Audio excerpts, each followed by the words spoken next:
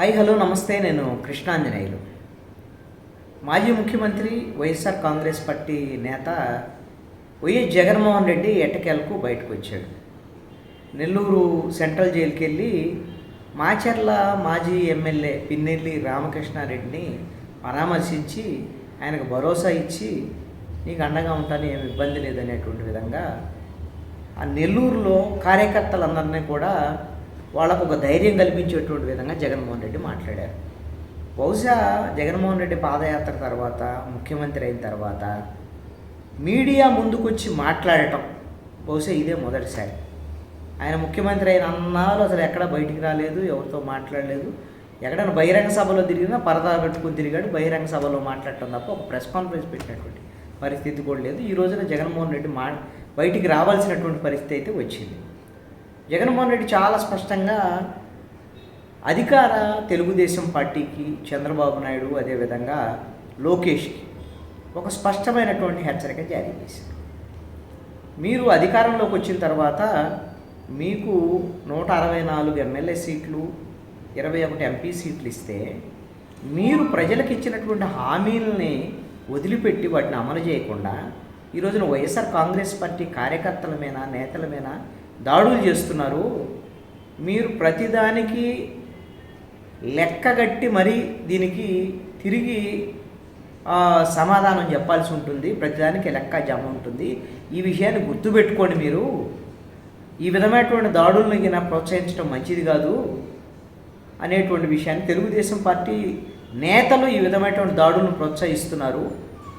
ఓట్లైనటువంటి వాళ్ళని, ప్రతిపక్షంలో వైఎస్ఆర్ కాంగ్రెస్ పార్టీ తరఫున పనిచేసినటువంటి వాళ్ళ మీద దాడులు చేస్తున్నారు. ఇది సరైనటువంటిది కాదు, ఇలాగా ప్రోత్సహించడం మంచిది కాదు అని మాట్లాడారు. సరే, జగన్మోహన్ రెడ్డి అధికారంలో ఉన్నప్పుడు నిజంగా ఇలాంటి దాడులను ప్రోత్సహించాడా లేదనేటువంటి విషయం ఆయన ఎలాగూ ప్రశ్నించుకోడు. ఇప్పుడు బాధ వచ్చింది కాబట్టి, తన కార్యకర్తలు బాధితులుగా ఉన్నారు కాబట్టి బాధితుల తరఫున మాట్లాడుతున్నారు. ఇదే జగన్మోహన్ రెడ్డి అధికారంలో ఉన్నప్పుడు తనని ఏదో దూషించారని, మాట అన్నారని, ఏదో పట్టాభి గురించి ఏదో ప్రస్తావన వచ్చినప్పుడు తెలుగుదేశం పార్టీ ఆఫీస్ మీద దాడి జరిగినటువంటి సందర్భంలో బహుశా ఆ రోజున పోలీసు కమామరేషన్ డే అనుకుంటా బహిరంగ సభలో చెప్పాడు. నన్ను ఆ విధంగా దూషిస్తే కొంతమంది బీపీ వచ్చినటువంటి వాళ్ళు వెళ్ళి అది దాడి చేశారు అనేటువంటి విధంగా మాట్లాడు.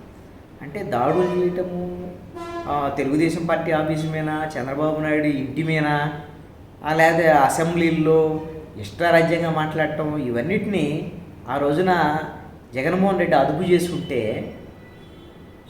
అంత అరాచకం జరిగేటువంటి అవకాశం లేదు. అయితే ఇప్పుడు చేసేటువంటి తెలుగుదేశం వాళ్ళు చేసే ఈ 20 రోజులు, 25 రోజుల్లోనే వాళ్ళని వీళ్ళు వైసీపీ వాళ్ళని మించిపోతారా అనేటువంటి విధంగా ఉంది. అసలు ప్రజాస్వామ్యంలో ఈ తరహా అప్రజాస్వామికమైన దాడుల్ని ఎవడో హర్షించేటువంటి అవకాశం లేదు. కానీ ఎందుకంటే జగన్మోహన్ రెడ్డి కూడా ఈ అంశాన్ని గుర్తుపెట్టుకోవాలి. అధికారంలో ఉన్నప్పుడు ఒకలాగా, ఈ రోజున అధికారం లేనప్పుడు బాధితుడిలాగా మాట్లాడతారు. కనీసము ఇప్పుడు జగన్మోహన్ రెడ్డి ఒక బాధ్యతగా ఒకటి ఏంటి అంటే, నేను కార్యకర్తలకు అండగా ఉంటాను. రేపు పొద్దున ఎవరి మీద దాడులు జరిగితే ఖచ్చితంగా ఆ దాడుల్ని వైఎస్ఆర్ కాంగ్రెస్ పార్టీ ఎదుర్కొంటుంది. ఆ విధమైనటువంటి భరోసా నేను ఇస్తున్నాను అనేటువంటి విధంగానే జగన్మోహన్ రెడ్డి నెల్లూరు పర్యటన సాగినటువంటి పరిస్థితి ఉంది. ఈ మధ్యలో 175 అసెంబ్లీ నియోజకవర్గాల్లో, అదేవిధంగా 25 పార్లమెంట్ స్థానాల్లో పోటీ చేసినటువంటి ప్రతినిధులు, వాళ్ళు ఎవరైతే అభ్యర్థులు ఉన్నారో వాళ్ళతో మాట్లాడేటువంటి సందర్భంలో కూడా జగన్మోహన్ రెడ్డి చెప్పారు, నాకు ఇంకా మంచి వయసు ఉంది, నేను తిరగలను, గతంలో పాదయాత్ర చేశాను కదా, అదే తరహాలో నేను మళ్ళీ తిరిగి ఈ కార్యకర్తలకు అండగా ఉండేటువంటి విధంగా నేను చేస్తాను అనేటువంటి విధంగా కూడా చెప్పారు. బహుశా మరి ఈ ఓదార్పు యాత్రలు ఇవన్నీ మరి ఎవరి మీద దాడులు జరిగాయి, వాళ్ళ కుటుంబాలను ఏమన్నా ఓదారుస్తారా, పరామర్శిస్తారా అనేటువంటి దాని మీద ఏమైనా కార్యక్రమం ఉంటుందో వైఎస్ఆర్ కాంగ్రెస్ పార్టీది అయితే చూడాలి. అయితే వైఎస్ఆర్ కాంగ్రెస్ పార్టీకి సంబంధించినటువంటి కీలకమైనటువంటి నేతల మీద అక్రమ కేసులు, ఇప్పుడు పిన్నెల్లి రామకృష్ణారెడ్డి అరెస్టుకు సంబంధించినటువంటి అంశం ప్రస్తావన కూడా చేశారు జగన్మోహన్ రెడ్డి. ఈ కేసు అన్యాయంగా పెట్టారు, అసలు ఈవీఎం పగలగొట్టినటువంటి సంబంధించినటువంటి కేసులో బెయిల్ వచ్చింది అతనికి ఆల్రెడీ. కేవలము 10 రోజుల తర్వాత ఇన్సిడెంట్ జరిగిన తర్వాత ఆ రోజున పోలింగ్ బూత్లోకి వెళ్ళి హత్యాయత్నం చేశాడు అనేటువంటి దాని మీద అక్రమ కేసు పెట్టి అరెస్ట్ చేశారు. పిన్నెల్లి రామకృష్ణారెడ్డి ఆ రోజున తెలుగుదేశం పార్టీ చేస్తున్నటువంటి అన్యాయాలని, అక్కడ పోలింగ్ జరుగుతున్నటువంటి తీరు, అక్రమంగా జరుగుతున్నటువంటి తీరు, దళితులు ఓటు హక్కు వినియోగించుకోకుండా పాల్వాయి గేటు ఆ పోలింగ్ బూత్ ప్రాంతంలో దళితులను ఓటు వినియోగించుకున్న అడ్డుకుంటున్నటువంటి పరిస్థితులు మాత్రమే దాన్ని అలాంటి పరిస్థితుల్లో వెళ్ళి అక్కడ పరిస్థితిని చక్కదిద్దడానికి పిన్నెల్లి రామకృష్ణారెడ్డి వెళ్ళాడు అనేటువంటి విధంగా జగన్మోహన్ రెడ్డి చెప్పారు.